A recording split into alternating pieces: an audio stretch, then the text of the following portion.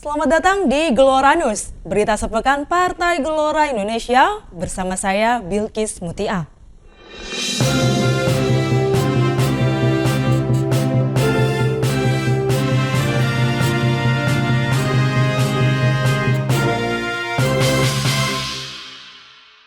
Berita pertama, Ketua Umum Partai Gelombang Rakyat Indonesia, Anies Mata menegaskan kinerja pemerintah saat ini semakin terpuruk karena para menterinya sibuk kampanye atau melakukan kerja-kerja politik menjelang pemilu 2024. Padahal sebagai pembantu presiden, kemampuan teknis seorang menteri dibutuhkan untuk mengatasi kompleksitas krisis berlarut saat ini.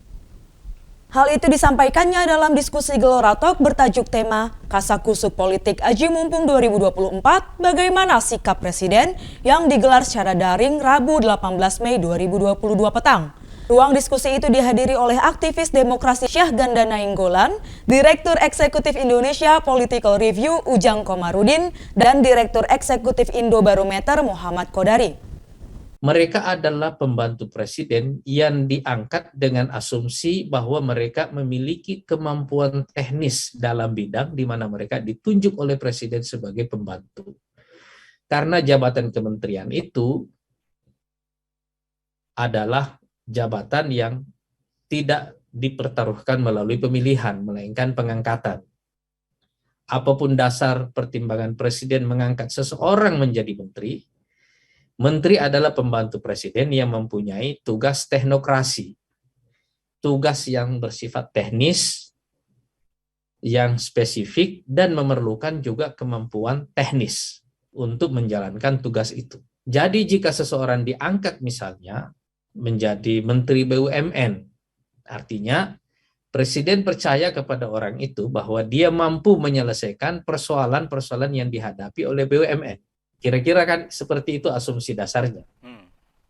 Tapi ketika mereka menggunakan posisi itu untuk berkampanye sebagai calon presiden atau wakil presiden, di sini muncul masalah etika. Etika bahwa seharusnya mereka bekerja sebagai pembantu presiden dengan kemampuan teknis yang spesifik. Dan harus berorientasi untuk menyelesaikan persoalan-persoalan di bidang itu.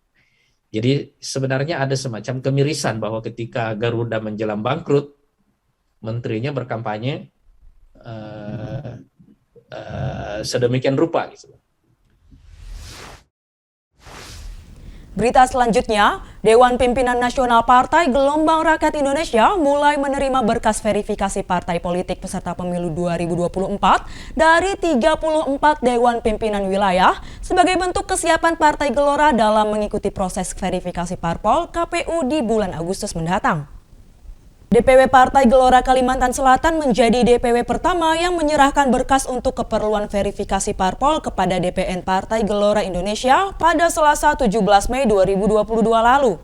Diserahkan langsung oleh Ketua DPW Partai Gelora Kalimantan Selatan, Riswandi, kepada Ketua Umum Partai Gelora Indonesia, Anies Mata, di Gelora Media Center di Bilangan, Jakarta Selatan. Penandatanganan BAP penyerahan dokumen bersama Ketua Kelompok Kerja DPR Ahmad Kudori yang juga Wakil Sekretaris Jenderal dan Teknologi Partai Gelora menjadi tanda diterimanya penyerahan berkas tersebut yang juga disaksikan oleh Sekretaris Jenderal Mahfuz Siddiq, Bendahara Umum Ahmad Rilyadi, dan Ketua Bidang Pengembangan Teritori 4 DPN Partai Gelora Rofi Munawar. Kepada Ketua Pokja DPN Bapak Kudori dan juga disaksikan oleh Ketua Umum Partai Gelora Indonesia.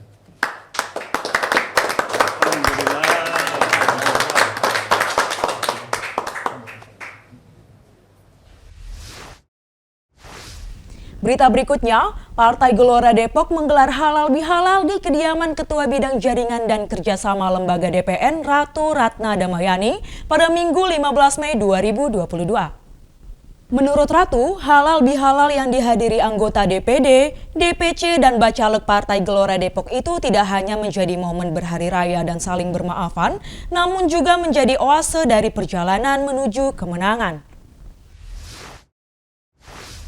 Berita terakhir, pada Senin 16 Mei 2022 kemarin, DPD Jakarta Timur mengadakan halal bihalal bersama seluruh anggota DPD di kawasan Cakung.